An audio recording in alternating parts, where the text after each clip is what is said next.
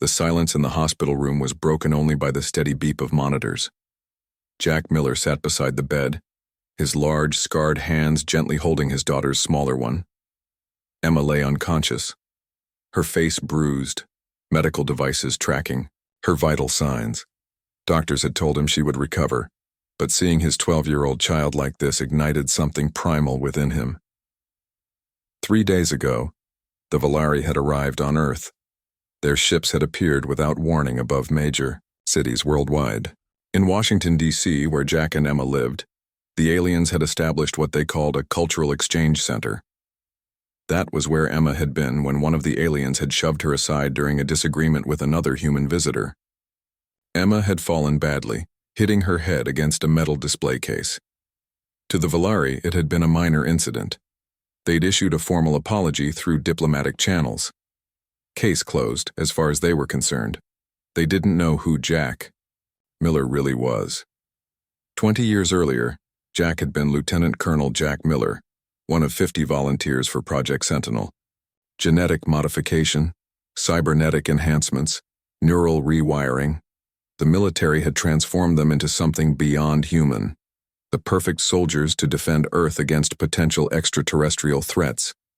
When the program was eventually shuttered, due to ethical concerns, Jack and the others had been quietly released back into society, their enhancements deactivated but still present within their bodies. Jack hadn't told Emma about his past. After his wife died, he'd focused on giving his daughter a normal life. He'd suppressed the soldier within him, becoming a construction manager instead. But now, watching Emma's chest rise and fall, that soldier was awakening. His phone buzzed. A message from Tom, another former Sentinel. "I heard about Emma. The old team is here if you need us." Jack's jaw tightened. He wouldn't drag others into this. This was personal. That evening, Jack returned to his apartment and opened a locked trunk he hadn't touched in years. Inside lay a small device, a reactivation module for his dormant enhancements. He pressed it against the base of his skull. Pain shot through his body as systems long dormant came online. His senses sharpened, muscles tensed with renewed strength, and tactical data began scrolling across his enhanced vision. The next morning, Jack entered the Volari Exchange Center, wearing a maintenance uniform he'd acquired. His enhanced vision identified security cameras, guard positions, and the building's structural weak points. His target was Ambassador Krell, the Volari official who had dismissed the incident with Emma. "You're not authorized to be here," a Volari security officer said, approaching Jack in a service corridor. Jack smiled politely. "Just fixing the ventilation. Won't be long." The Volari reached for his communication device. Jack moved with inhuman speed, pinning the alien against the wall. With one hand, "The girl who was hurt here 3 days ago is my daughter," he whispered. "Take me to Ambassador Krell, quietly." The terrified alien led Jack through back corridors to a private office. Inside, Ambassador Krell was examining holographic data. "What is the meaning of this?"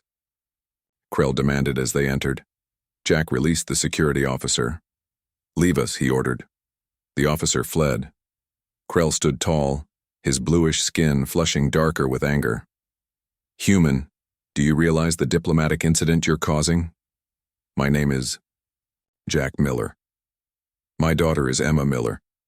She's in the hospital because one of your people couldn't be bothered to watch where they were going." Recognition flickered in Krell's large eyes. "The incident has been addressed according to protocol.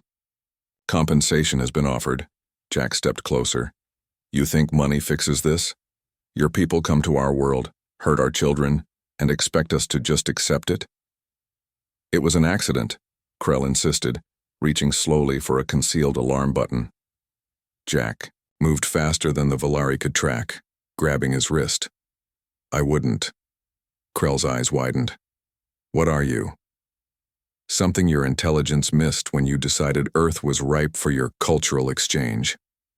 I'm what humans created to protect ourselves." Jack released Krell's wrist and stepped back. "Here's what's going to happen. You will personally visit my daughter and apologize. You will institute new safety protocols for all Volari on Earth. and you will inform your leadership that humans aren't as defenseless as you thought. And if I refuse? Jack smiled coldly. I'm one of 50. We're called Sentinels. Right now, my former teammates are watching your government buildings, your ships, mapping everything. We were built to counter threats like you. Krell sank into his chair. You're bluffing. Jack touched his temple, activating his neural implant's communication function. On Krell's desk, the holographic display flickered, then showed security feeds from various Volari locations, feeds that should have been impossible for humans to access. Tomorrow, hospital visit, new safety protocols, Jack said quietly. Or the next demonstration won't be so peaceful. 2 days later, Jack sat beside Emma's bed as she finally opened her eyes. Dad? She whispered. I'm here, sweetheart. Relief flooded through him. Emma frowned slightly. There was an alien here earlier. He apologized to me. Said they're making changes so nobody else gets hurt. Jack nodded. That's good.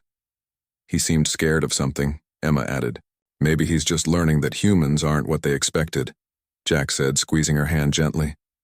Outside the hospital, news feeds reported on the Volari's sudden shift in approach. More respectful, more cautious. Rumors spread about why the aliens had changed their attitude so dramatically. In the weeks that followed, as Emma recovered fully, diplomatic relations between humans and Volari evolved. The aliens approached humanity with newfound respect, and incidents decreased to nearly zero. Jack returned to his normal life, his enhancements once again dormant. But across the galaxy, word spread among spacefaring species. Earth was not to be taken lightly.